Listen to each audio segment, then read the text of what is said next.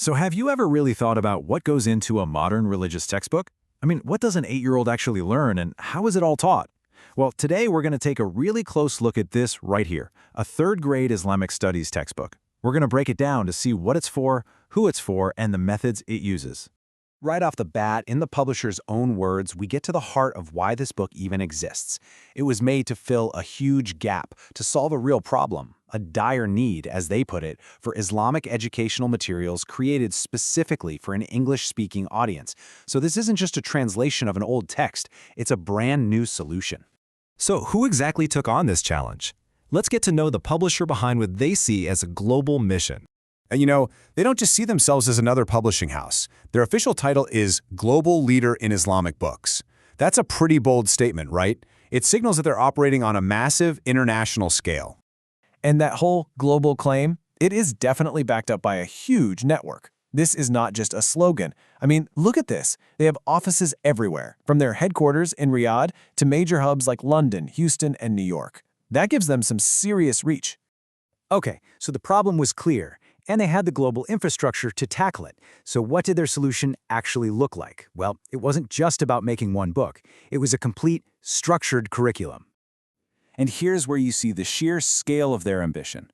Dar es Salaam didn't just make a book. They created an entire series designed to take a child from grade 1 all the way through grade 12. That's a comprehensive 12-year educational journey, giving a kid a consistent framework for their entire religious education. Now this is where it gets really interesting. The person they chose for this massive project, the author, Maulvi Abdul Aziz, has a fascinating background. He's got a master's degree in English literature, and he spent 2 decades as a senior administrator in Dubai's Ministry of Education. Think about that combo, deep expertise in the English language plus high-level experience inside a major educational system. That's pretty crucial for understanding how this book is designed. So let's zoom in and get specific with our grade 3 textbook. We know the why, the who, and the huge scope, but what exactly is an 8-year-old learning over a school year? Just taking a quick look at the table of contents, you can see it's really comprehensive. We're talking 24 chapters covering a ton of different topics. It might look a little dense at first, but you can actually break it down into a few core themes that give it all its structure. And this really shows you the breadth of the curriculum. It moves from these massive foundational pillars of the faith, things like prayer and fasting, to the stories of key figures like the Prophet Muhammad. But then it also gets super practical, right? It covers moral conduct, lessons on things like lying and gossiping, and even the nitty-gritty of daily life, like cleanliness and how to perform ablution. All right, so we've seen what they teach. Now let's talk about how they teach it. The publisher lays out a very specific game plan, a method that's designed to make all this material feel authentic, easy to understand, and actually engaging for young kids. Their approach is this clear, multi-step process. It all starts with authenticity, making sure the material is drawn from the Quran and Hadith. Then they introduce key Arabic terms. But, and this is key, they immediately give you the transliteration and the English translation so you understand it. Finally, they use all this colorful artwork to grab and hold a kid's attention. And you can see that method right here in action. The chapter titles, key phrases, they pop up in both English and Arabic. It's a really smart, bilingual approach that's designed to get students comfortable with the sounds and shapes of the original language, embedding it in their learning from a super early age.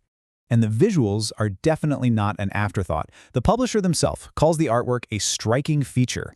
This is a central part of their strategy, using these bright, colorful illustrations not just to make the pages look nice, but as an active tool to attract, stimulate, and ultimately educate the young reader. Okay, so we've broken down the book chapter by chapter. Let's pull back for a second. What's the bigger picture? What does a textbook like this really represent in the wider world? When you put all these pieces together, this is so much more than just a textbook. It's a piece of a systematic global effort to create a standardized, authentic, and genuinely engaging form of religious education for a whole generation of English-speaking Muslim kids, no matter where they happen to live. And all of that leaves us with the final and pretty important question to think about. When education is this carefully planned, this systematic, and this widely distributed around the globe, how does that ultimately shape the beliefs, the culture, and the very identity of the next generation?